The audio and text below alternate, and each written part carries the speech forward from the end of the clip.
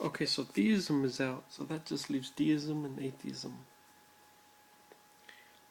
Or, I guess if you believe many gods created the universe, pantheism, or whatever, atheism. So let's talk about both.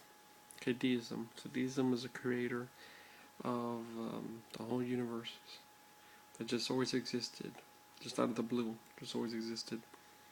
Then the answer is, well, what created it and where did it come from? And the word is atheism. Everything came to be through existence through natural. Naturalistic means nothing supernatural. Once you put the creator in there, it's supernatural. If everything is observed by science, everything we find out is natural, even bizarre, freaky stuff like dark energy, dark matter, which is invisible to us, this lessens the need for deism, or lessens the need for a creator. Just because it's not a creator could be an outside force, an unknown force. Let's make it into a simpler argument. The evolution of animals, how animals came about. If there was a creator, and then you would have to say, what's the evolution of the creator?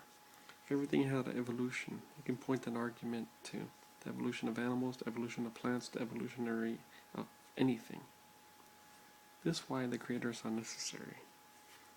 The creator created the whole universes. The creator has to be more complex than the whole universes. So, how anything came to existence? Well, what happened if there was one force, one cause, that evolutionized into everything? Think about it. Animals, evolution, horses, evolutionized, animal evolutionized to its current animal. Plants evolutionized to its plants. Trees evolutionized to plants. Trees evolutionized to trees. You can make that point that if the creator was needed, everything would need to be evolutionized. So, what happened if there was a force that's not God? Or, what happened if there was one thing that evolutionized into billions of things?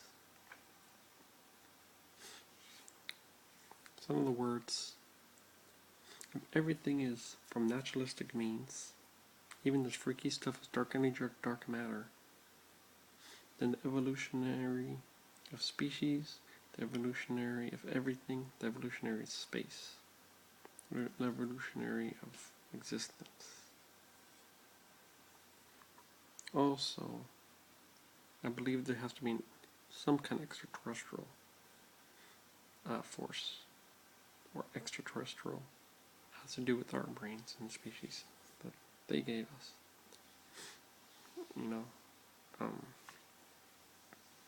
See, people can make the argument, point to God as everything, why we know things, how we get our brain, all existence. But that's a weak argument. A better argument would be extraterrestrials. We can say God did everything. That's what everybody did back in those days. And of course, obviously, since nobody knew how all existence started, they're going to say God did everything. How do you know things? Morality and all this stuff. It's all contradictory because of the original books. It's not good morality. So, how we developed extraterrestrial influence in our brains, how we think things. Brain is a matrix. Our bodies are chemicals, cells divide, some kind of extraterrestrial influence. And then how all existence started. A force came into being, could have been extraterrestrial, and then branched off and evolutionized to the whole universe. In other words, time of existence. In other words, multiple. If the universe is infinite into infinity, the whole universe, space, evolutionized. One extraterrestrial, or one side, or maybe not even extraterrestrial, a force. One side of force of many different forces from different universes and solar galaxies and universes, multi-planets and extra planets. came to be about, branched out, evolutionized into space and time. So basically, one force came to be about. It's an alien force. That's why when we go to visit other planets that has warp drive, we'll find out about these unknown elements, unknown forces, unknown, the evolutionary of the force, and the evolutionary of the hidden elements we don't know. The evolutionary, everything's going to be evolutionarized. So evolutionary elements, evolutionary of gases.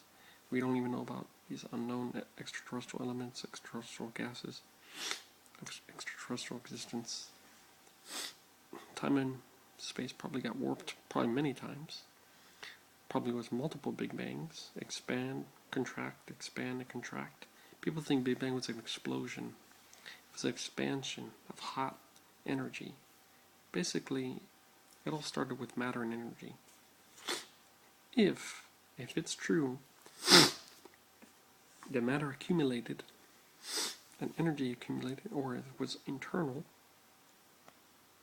that could be the actual starting point we need. Therefore, everything evolutionized. This means time, space, everything else. Therefore, nor created. So, all these suggestions can point out to no creator needed.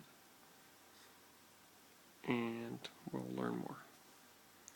That's how it could all existence coming to be with no creator.